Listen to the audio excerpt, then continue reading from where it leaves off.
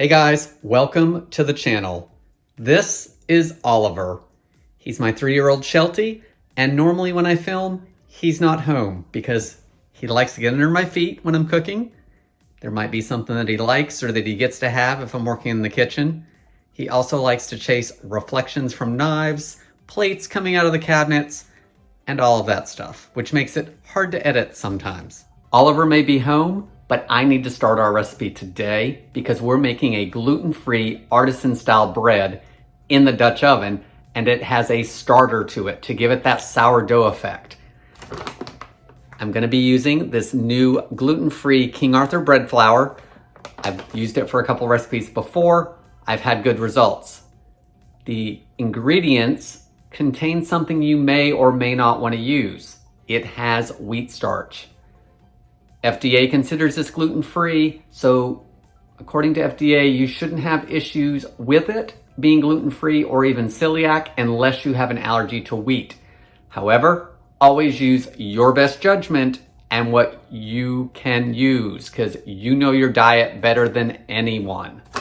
So let's go over the ingredients, and I'm speeding this up because I've read them off before. The ingredients are gluten-free wheat starch, cornstarch, cellulose and psyllium fiber blend, sorghum flour, pea protein, xanthan gum, and enzymes.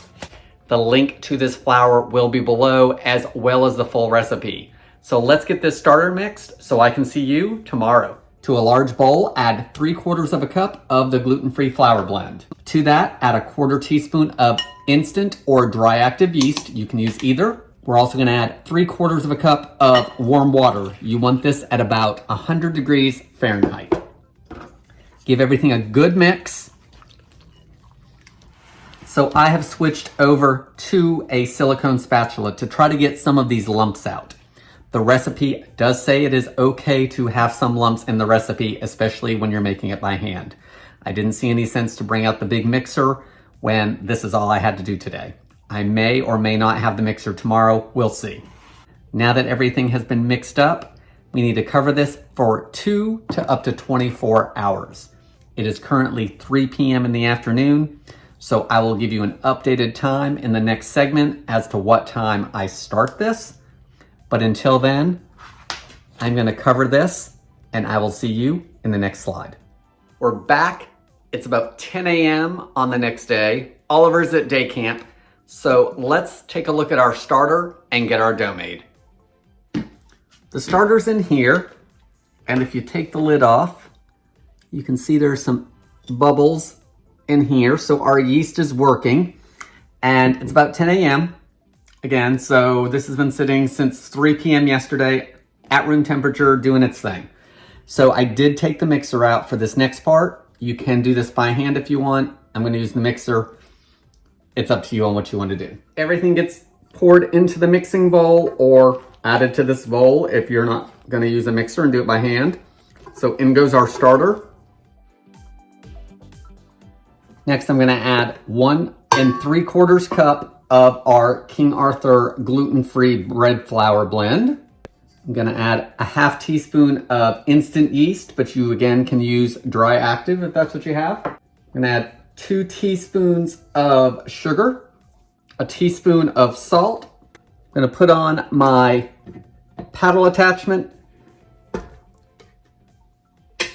and I'm gonna blend this for about 2 minutes. I might scrape the bowl about a minute into it, and it should be relatively smooth, but it will be sticky. And if you are doing this by hand, it's gonna have a few lumps in it, and that is okay. So let's get it mixed. Of course, I forgot to add one thing to it. How about some water? Let's add another 3/4 cup of water to the mix, and that is about 100 degrees Fahrenheit. Let's try this again. Let's give it a mix.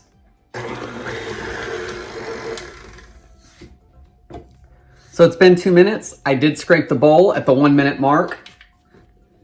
As you can see, it is very batter-like and not dough-like yet. So I'm going to scrape the bowl down and we're gonna let it rest. So scrape everything down, just checking to make sure that all your flour has been incorporated. At the 1 minute mark, I did have a little bit of dry flour towards the bottom. And some of those starches like to stick to the bowl, so that was a good opportunity to make sure everything got mixed in. All right, everything's scraped down in the bowl. A towel or something else to cover it. We're gonna let it sit for 20 minutes. It's gonna let that water hydrate that flour, and hopefully in 20 minutes, it'll look more like a dough and less like a batter. So it's been 20 minutes. I've got my silicone mat down and I put some canola oil on it because we're gonna do a little knead on this dough. So let's see what it looks like. It does look like it's stiffened up a little bit. So I'm gonna get it onto the mat. All right, it's on the mat, and what we wanna do is, if you've watched my other videos with this King Arthur flour, they like to fold and turn.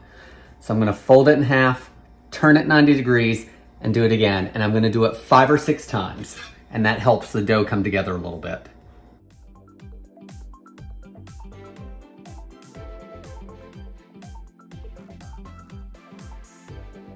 All right, guys, I did it probably 7 or 8 times. And as you can see, it is pretty sticky. So it does have more hydrating to do, and it has more rise time. So hopefully it will firm up as we do it some more. So I'm gonna cover it with my bowl, and I'm gonna let it proof for another 40 minutes or until the dough is puffy. So once it's puffy, we'll come back and do some more. It's been 40 minutes, so let's see what this dough looks like. I would say it's slightly puffy. It's still pretty sticky. I have to say, so far, this dough has been probably the most difficult of the 3 doughs that I've worked with this flour. So we're gonna repeat the folding process again.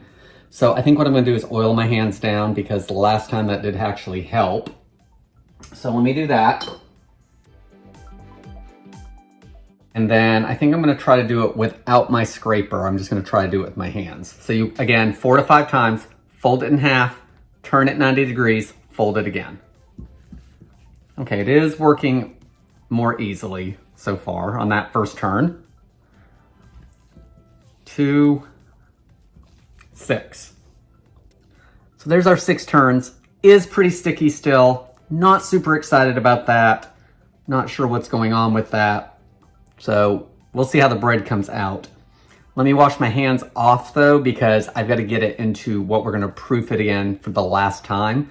So I wanna get my hands clean so I can hopefully transfer this over. All right guys, I ended up swapping bowls. So I'm gonna proof it again in this bowl though, because I don't have one of those bowls that you typically would proof artisan bread in. So I'm gonna cover it with a towel, or line it with a towel rather. I'm gonna take just some gluten-free flour that I have here. This is the Pillsbury brand. And I'm gonna dust it with it, so hopefully the dough doesn't stick. Now that this is floured, I need to get the dough into here, seam side up. But let's be honest, I really don't have any seams. It's kind of a mess. So I'm just gonna try to lift it up and get it in here because the bottom should still be smoother than my top is.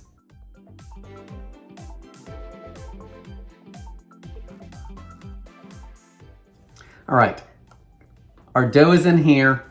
It is gonna proof for an additional 30 to 45 minutes. So let's put this to the side for a second. We are baking this in a Dutch oven. So you want at least a 4-quart Dutch oven. So I think mine is 5 or 6, this one is. So it's gonna cook at 450 degrees in the end, and I'm not sure if my lid handle is gonna handle it. I've got it wrapped in foil to hopefully protect it. So we'll see if that comes out melted or not.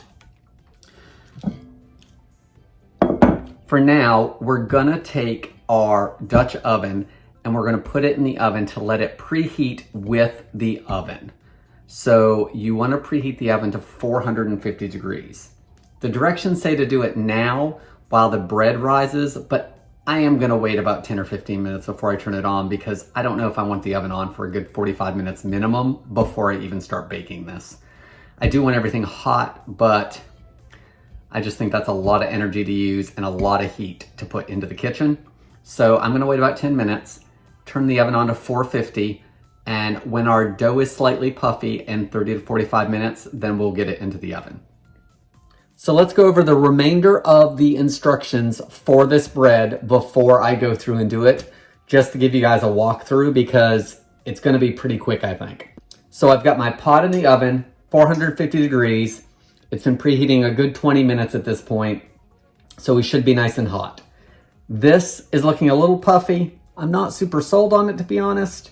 It is less sticky, so that's a good thing. I don't really like the shape. We'll see what happens. We're gonna invert that, so hopefully the top looks better. I did cut a piece of parchment paper. I'm gonna put that in the bottom of the pot, of course. So I took the lid and cut around because the lid is bigger than the bottom of the pot. So hopefully when I carefully drop it in, A, I don't burn myself, and B, we come out good. So I'm gonna invert the dough onto this before I take my pot out because I think I'm gonna make a great big mess. All right, let's do this and see if it makes it a little easier for me. So I've got my parchment paper on the lid of the original bowl I used. Let's take this and put it like this, and then let's flip the entire thing and see how much of a mess we make.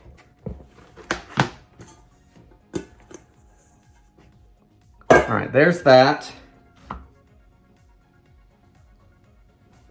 That actually is not too bad. Much better than it looks on the other side. Let's see if I can push it together just a little bit more. Okay, that makes me happier. Did not really like the process. I thought it was messy. I thought it wasn't coming together well, but this is actually better.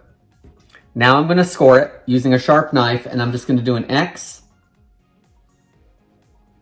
And of course, that is gonna let our steam go out of the middle. I think I'm gonna leave the edges as is, as far as I'm not gonna cut anything else because I don't wanna burn myself and I wanna get this into the pot. All right, I've got a trivet here. It's pretty big, so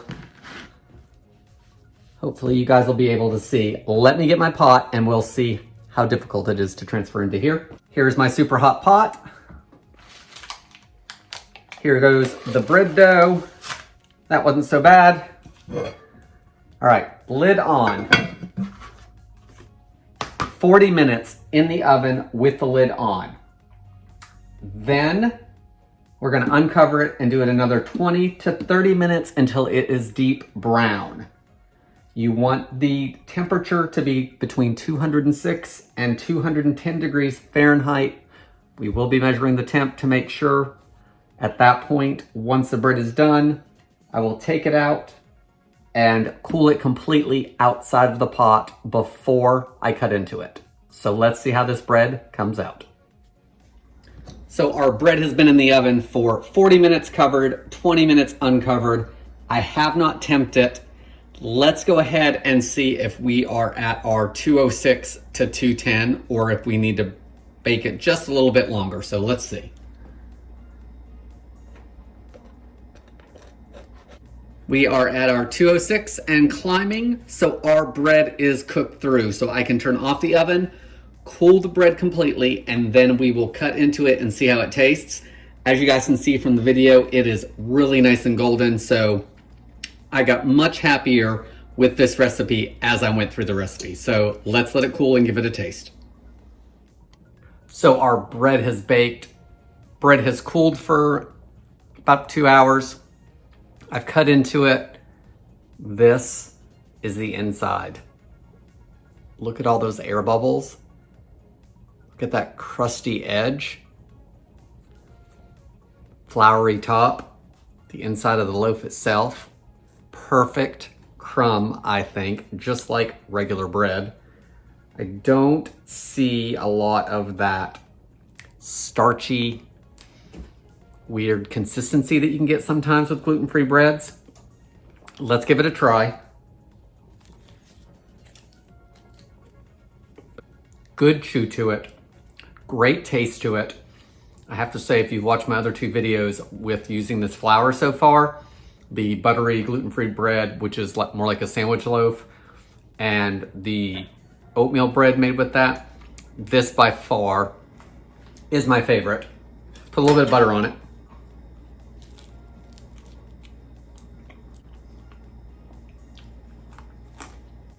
If you can tolerate wheat starch in your diet, this is definitely the bread to do. I know I kind of griped a little bit about the making of the bread because I really didn't feel that it was that easy. I felt that the oatmeal bread that I made was definitely the easier of the three, and I didn't really like the way this one started going together. But I have to say, in going through the process, I will take those, difficulties I had, because I should get better at those and they should lessen if I make it more. This result, totally worth it in the end. Storage wise, you need to eat this in a couple days. Keep it well wrapped at room temperature. If you're not going to eat it in the next day or two, then you want to slice it totally and then wrap it well and freeze it for later use. As with other gluten-free breads, of course, they can dry out, so it's better to freeze them and not lose them. Guys, gluten-free artisan bread that we made in the Dutch oven. We started it yesterday. We finished it today. So lots of downtime in this recipe, but probably working time, we probably spent maybe a half hour at the most. So that's all I got for today. It's a King Arthur baking recipe. Leave me any comments below, and I want to thank you so much for watching. So I hope to see you in the next video.